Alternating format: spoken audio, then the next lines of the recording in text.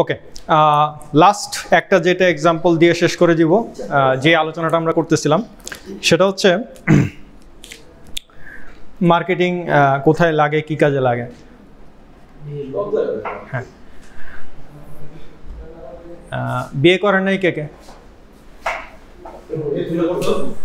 আচ্ছা ঠিক আছে, অধিকাংশই এখনো করেন নাই। আচ্ছা, বিয়ে করতে মার্কেটিং লাগে না? হ্যাঁ,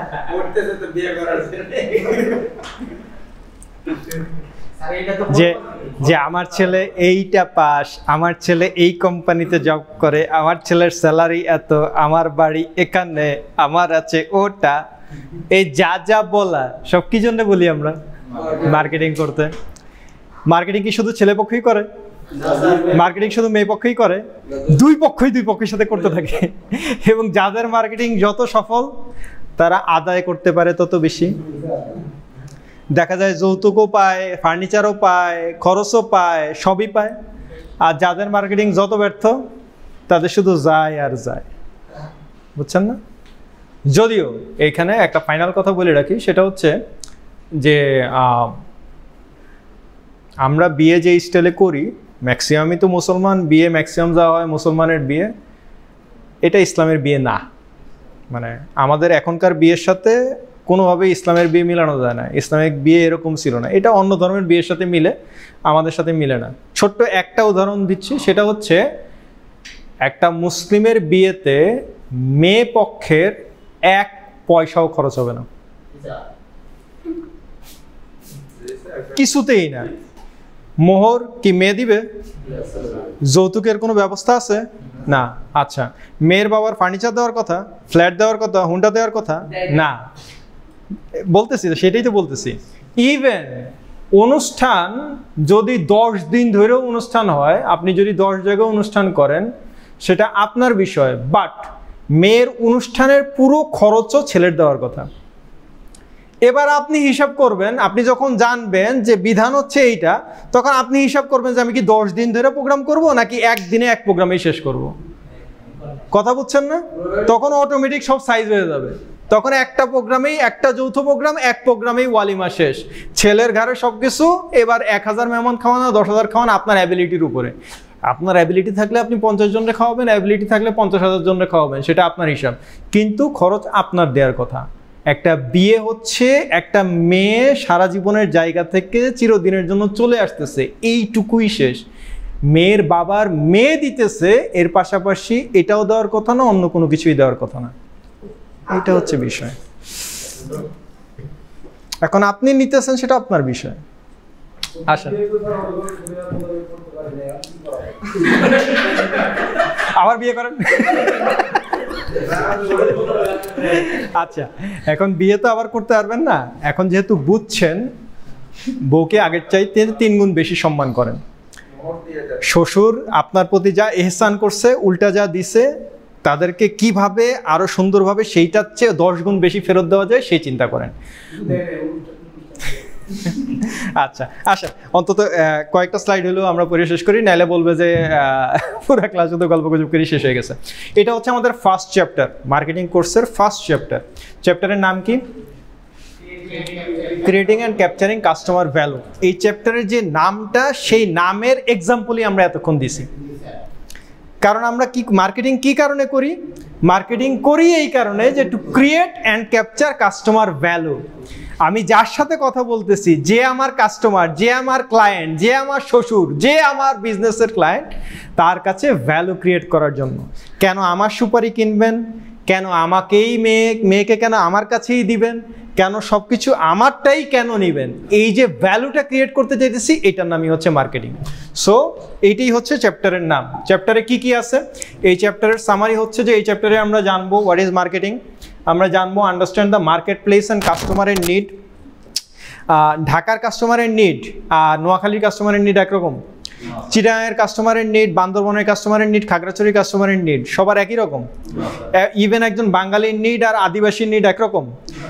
আর বাংলাদেশের মানুষের নিড আর সৌদি আরবের মানুষের নিড আর কানাডার মানুষের নিড সব একরকম, প্রশ্নই আসে না। এক একটা মার্কেট আলাদা, মার্কেটে মানুষের নিড আলাদা, চাহিদা আলাদা, সব কিছু আলাদা।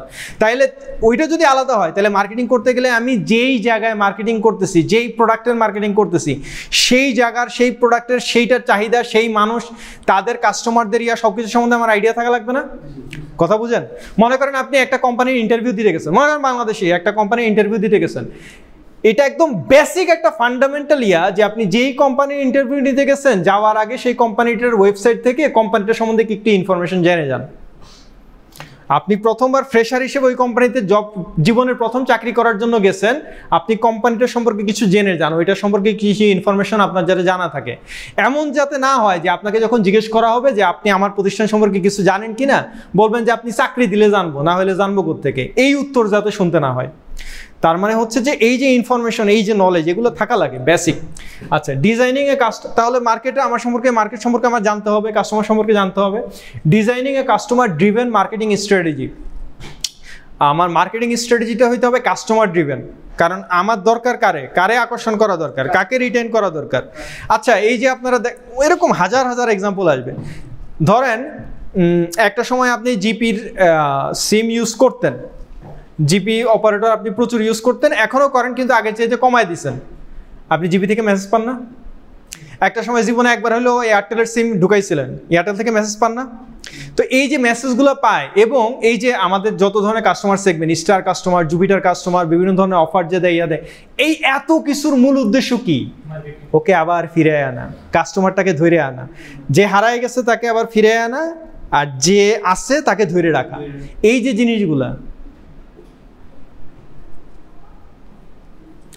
মানে একটা মোবাইলের কাস্টমারকে ধরে রাখাটার জন্য কতটুকু মার্কেটিং করতে হয়, কতটুকু ইফোর্ট দিতে হয়, কত কিছু করা লাগে, এটা মোবাইল কোম্পানিও বুঝে। কিন্তু নিজের বিয়ে করা বউকে ধরে রাখার জন্য যে কিছুই করা লাগে না, এইটাও আবার কেউ কেউ বুঝে। বুঝছেন না পার্থক্যটা? বুঝছেন পার্থক্যটা? বুঝছেন? মানে বিয়ে তো খালি আমি করি না, সেও তো করছে।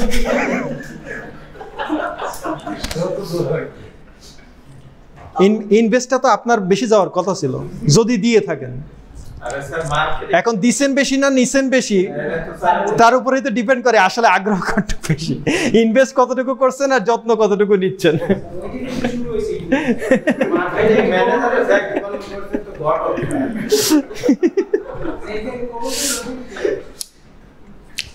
এই কারণে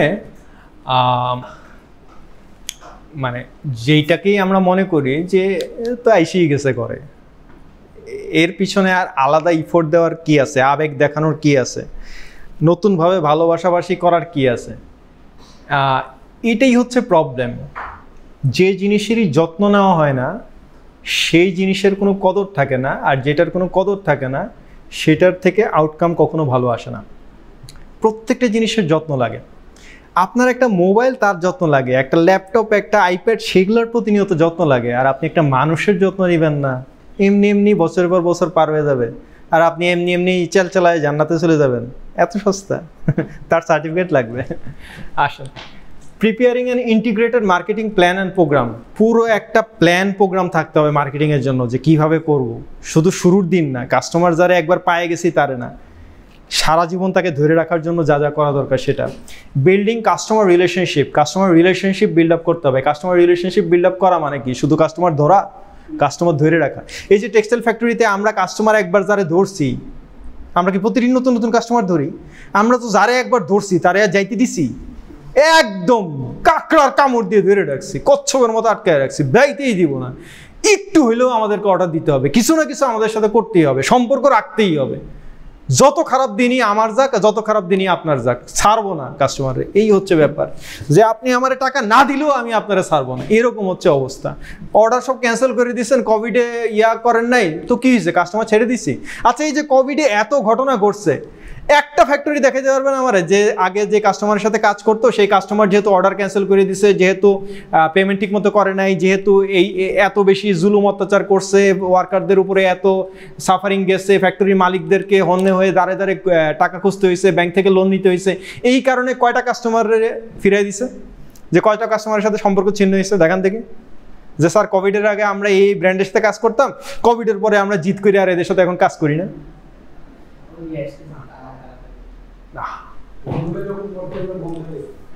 করতে পারলে আমরা বলতাম যে আমরা একটা স্টেজে গেছি। আমরা পুরো সেক্টর ওয়াইজই এখনো সেই জায়গায় নাই যে আমরা যে চাইলে কোনো ব্র্যান্ডে ক্যান্সেল করে দিব, আমরা সেই জায়গায় যাই নাই। যাইতে পারার কথা ছিল। 50 বছর ধরে যেই জায়গায় যেই সেক্টরে আমরা আছি সেই জায়গায় এই জায়গায় যাইতে পারার কথা ছিল। মানে একজন উল্টাপাল্টা করবে, অন্যায় করবে, আর আমারে তারে মাথায় তুলেই নাচতে হবে, এই জায়গা থেকে বের হয়ে যাওয়ার কথা ছিল।